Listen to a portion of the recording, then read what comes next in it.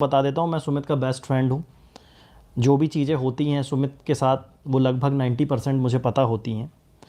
मतलब आप ये कह सकते हो कि मैं इनका हमराज हूँ। तो कुछ ऐसा हो रहा है कि आप लोग क्या कर रहे हैं कि इस कंट्रोवर्सी को इतना ज़्यादा हाइप दे चुके हैं कि इतने ज़्यादा कमेंट्स आ रहे हैं, इतने ज़्यादा मैसेजेस आ रहे हैं कि यहाँ तक कि सुमित को अभी कुछ दिन पहले ना, हमें कुछ दिन पहले क्या, कल ही हमको डॉक्टर के पास लेके जाना पड़ गया। एनजाइटी की दवाई शुरू हो गई इनकी।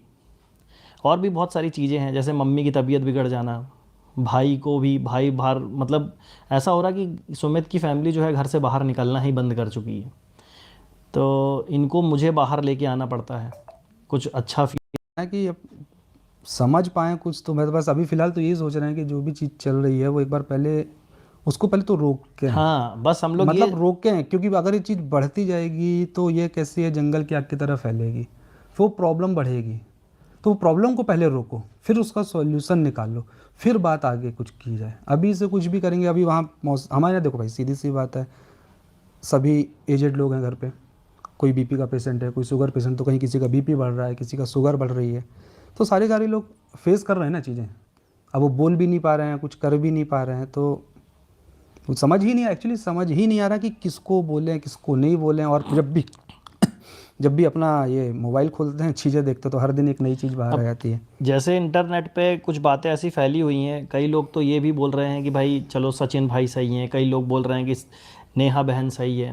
बट आप लोग ये समझ नहीं रहे हैं कि इन दोनों के बीच में एक फैमिली और है जिसका नाम है सुमित की फैमिली है, जो महल फैमिली। ये बहुत बुरी तरीके से परेशान हो रही है।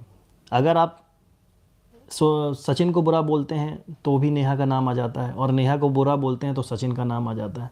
और इन दोनों के नाम के साथ एक नाम और जुड़ा हुआ है, सुमित। तो प्रॉब्लम ये हो जा रही है हम लोगों के साथ कि मतलब आप इस मतलब कंट्रोवर्सी को बस आप छोड़ दीजिए। जो होगा देखा जाएगा, सब चीज़ें फ्यूचर पे छोड़ दीजिए। और रही बात कुछ आगे क्या होगा क्या नहीं होगा, वो अपडेट आपको, ये चैनल है ही, इस चैनल पे दे दी जाएगी, नहीं तो नेहा दीदी के चैनल पे मिल जाएगी। कहीं ना कहीं आपको सब चीज़ें मिल जाएंगी कि आगे क्या है, मगर सबसे बड़ी बात ये है ना कि अभी देखो प्रॉब्लम हुई, अब अपने को तो कुछ पता नहीं था क्या है क्या नहीं। हाँ, अब अचानक से चीज़ आ रही है, अब लोगों के इतने मैसेज, इतने डीएम्स आ रहे हैं। अपन लोग की आदत नहीं है सब चीज़ें देखने की, करने की, अब सडनली ऐसी चीज़ें हो रही हैं।